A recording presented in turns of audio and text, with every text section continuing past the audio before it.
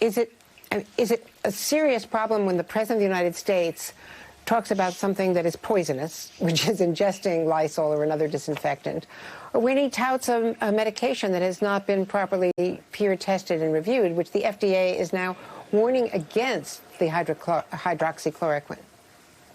And not only that, encouraging the agencies that have a responsibility for approval to approve what they want, what the administration wants, rather than what science demands. It's a terrible situation, but I don't know who's advising him scientifically, but you would have thought that there would have been a real outrage yesterday when he made this suggestion. But as I say, consistent.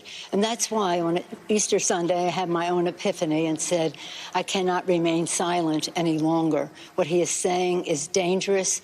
The delay, the denial is deadly. It's a hoax. It's going to magically go away. Inject Lysol into your lungs. What is this? What is this? But nonetheless, you know what? Let's just go forward. Let's say in what we're doing legislatively that we will provide the resources for our health services and the rest to meet the needs of the American people, for our scientists to quickly, as soon as possible, find a vaccine, hopefully a cure even sooner than that, and that we will make sure that there is integrity in how it is developed and integrity in how it is distributed. That doesn't exist right now, according to what we've seen from the White House. Well, Madam Speaker, when he suggested yesterday, he said that, we'll have a cure soon. But at the same time, according to an upcoming whistleblower complaint that we understand from Dr. Bright, who was removed from his position in charge of the vaccination research effort, that he's actually, according to this complaint and his version of it, he was removed from his job by pushing back against the recommendation from the president, the push to validate that malaria medication. Well, my colleague, Congresswoman Anna Eshoo of California, is the chair of the Health Subcommittee of Energy and Commerce.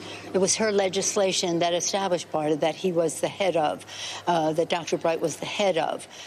She has, and we all have know of his work and has respected it over time and follow that work. She will be, I understand, will be having a hearing on the subject, and we have to get to the facts as allegations are made. But this is explosive. But again, we want to be hopeful for the American people and to kind of almost minimize the impact of what the president is saying. But when he takes scientists out because they're not quickly giving approvals to his preferred choice of medicines, it's beyond me. That is a danger to our system. Efficacy and safety, they're the hallmarks of how a drug is proved and going forward. We have seen that some things he has recommended have not been safe while he was recommending them. It's very sad. I mean, again, it's a challenge, but let's recognize it's a challenge, and maybe his saying that he was just being silly or whatever he was saying about what he said yesterday, it didn't seem so when you saw him say it. He seemed like he was speaking from his usual great authority on every subject. But the fact is that we cannot be deterred by what he says at those conferences. We cannot be obsessed by doing what we're doing right now is just talking about him. We've got to be talking about what our possibilities are as we go into the future. And we're hopeful yesterday. I'm personally shaken by the fact that 50,000 people have died. I'm sure you are too, and most people are. 50,000 people have died.